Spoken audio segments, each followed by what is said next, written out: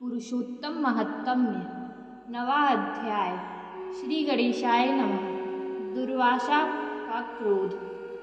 श्री नारायण बोले, वहाँ उस पुत्री को अपने पिता का स्मरण और बारंबार सोच करते हुए कितने ही साल बीत गए। युद्ध से पिछड़ी हुई मृगी के समान शून्य घर में बैठी, नेत्रों से आंसुओं की ढलकाती, श्वास पर श्वास रोके हुए, जैसे अत्यंत दीन हो, वह किसी तरह जीवन यापन करती थी कि अनेक तीर्थों के जल से भीगी जटाओं से भूषित मुनि को आते देख कुमारी ने मुनि के चरणों में नमस्कार किया।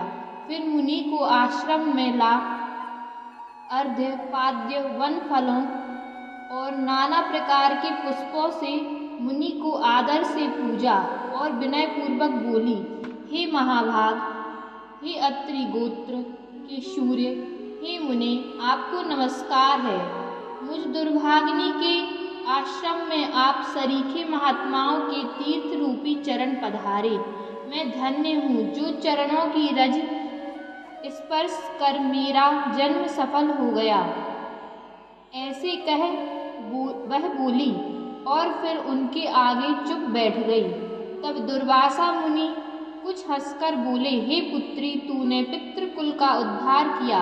यह मेधावी ऋषि के श्रेष्ठ तप का ही फल है। मैं कैलाश से तेरा धर्मशील जानने के लिए ही तेरे आश्रम में आया हूँ।